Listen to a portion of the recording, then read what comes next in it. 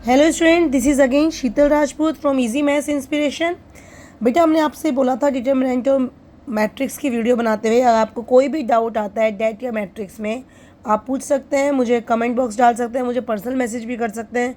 तो मेरे पास बच्चों के मैसेजेस आए थे जिसमें एक क्वेश्चन ये था, हमारा इसकी डाउट पूछा गया है कि हमें प्रूफ करना है इस डेट की वैल्यू, ये एक डेट हमें दिया हुआ है, इस डेट की वैल्यू 2 और 4 के बीच में लाई करती है।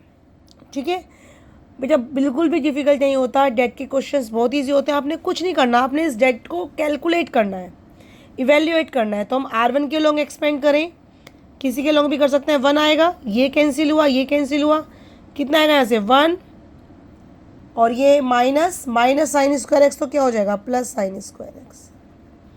फिर आएगा आपका माइनस साइन एक्स, इसमें से ये कैंसिल, कितना आएगा ये माइनस साइन एक्स,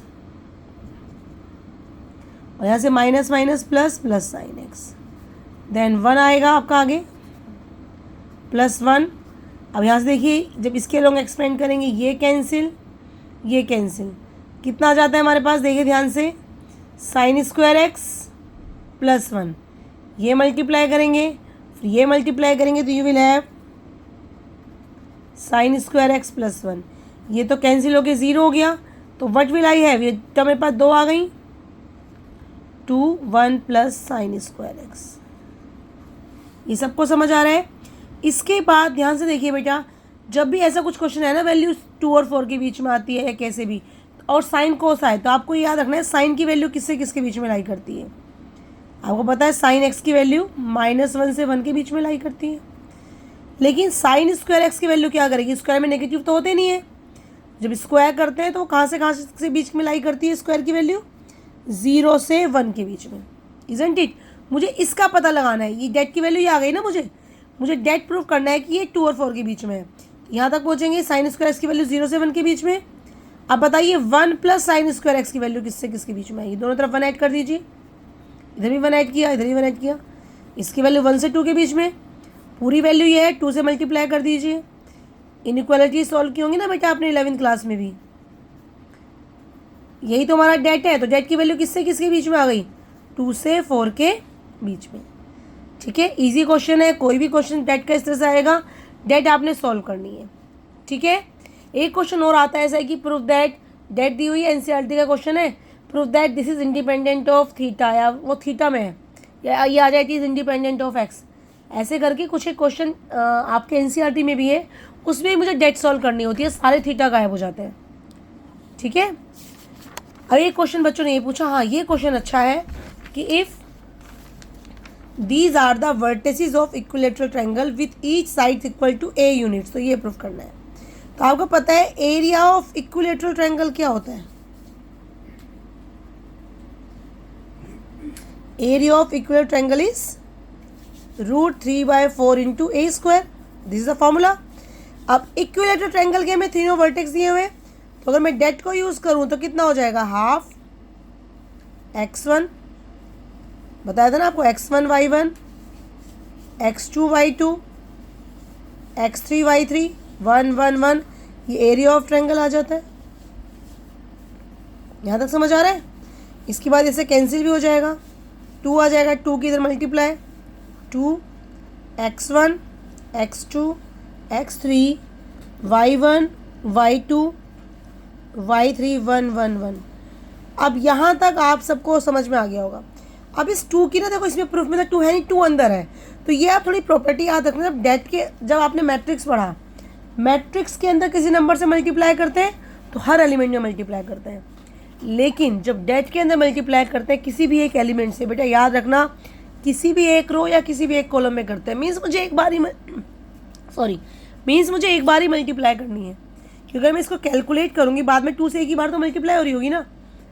ऐसे ही जब डेट में मल्टीप्लाई आपको अंदर करना है, इसको इवेल्यूएट करने के बजाय अंदर मल्टीप्लाई करनी है, तो आप सारी रो या सारे कॉलम में नहीं करेंगे, इसमें भी कर सकते हैं आप, 2x1 2y1 2 आ जाएगा, फिर किसी और में नहीं करेंगे आप, इसमें भी किसी भी एक रो या किसी भी एक कॉलम में। मैं करूँगी C3 में, क्योंकि मुझे प्रूफ में वही लाना है। तो इस 2 के अंदर मल्टीप्लाई की हो जाएगा x1 x2 x3 y1 y2 y3 2 2 2, और ये √3 ए स्क्वायर। अच्छा प्रूफ में ये स्क्वायर भी है यहाँ पर। आप क्या कर दीजिए, स्क्वायरिंग बोथ साइड कर दीजिए, ये लीजिए आ गया आपका आंसर 3a⁴। ठीक है, इजी। चलिए नेक्स्ट क्वेश्चन। अच्छा ये वाला क्वेश्चन मैंने पहले भी कराया था, वीडियोस में बताया था, बहुत इंपॉर्टेंट है। प्रूफ करना है ए इनवर्स इज़ यूनिक, कि किसी भी मैट्रिक का इनवर्स एक ही होता है, दो नहीं होते। ठीक है, तो हम इसको एक कंट्राडिक्शन मेथड से करेंगे कि let B and C are the inverse of A. B और सी दोनों ए के इनवर्स हैं। अगर बी और सी दोनों ए के इनवर्स हैं तो A B equal to B A equal to I होगा, ये आपको बताया हुआ है। अगर ये इसका इन्वर्स है तो इनका प्रोडक्ट आई के इक्वल ही तो आएगा। ये फॉर्मूला पता है ना सबको, ए इंटू ए इन्वर्स हमेशा आई आता है। तो हमने क्या कहा है, ए इन्वर्स की वैल्यू बी भी है और सी भी है, तो A B equal to B A equal to I आएगा। Similarly A C equal to C A equal to I आएगा। ठीक है, यहाँ तक क्लियर। मुझे प्रूफ करना है कि ए इनवर्स यूनिक है, means B equal to C proof करना है। तो बी को लेके चलते हैं, बी को मैं बी आई लिख सकती हूँ। ठीक है, बी को मैंने क्या लिखा, बी आई। अब आई किसके इक्वल है, अब बच्चे कहेंगे आई तो बी के इक्वल भी है, वो मत लिखना, बी को सी के इक्वल आना, सी वाला कोई लिखना। तो हम क्या करेंगे, बी इक्वल टू सी है। ठीक है, हमने आई को किसके इक्वल लिख दिया, सी ए के। अब सी और ए सी आपस में इक्वल भी तो है, सी ए सी आपस में। अगर आप यहाँ ए सी पहले लिख देते तो और भी ईजी था। हमने ए सी, क्योंकि सी ए भी लिख सकते थे हम, ए सी भी, तो इसको ए सी बना दिया। बी ए किसके इक्वल है, फिर से आई के इक्वल, और आई सी क्या हो जाएगा, सी। तो बी इक्वल टू क्या आ गया, सी। तो ये प्रूफ हो गया। क्या प्रूफ हुआ बेटा, कि ये जो हमारा ए इनवर्स है दैट इज़ यूनिक। इसके दो इनवर्स नहीं हो सकते। हमने दो लाइक किए थे इनवर्स बी और सी, और दोनों आपस में इक्वल आ गए। दैट मीन्स किसी भी मैट्रिक्स का केवल और केवल एक ही इन्वर्स होता है। ठीक है स्टूडेंट्स, समझ आया सबको।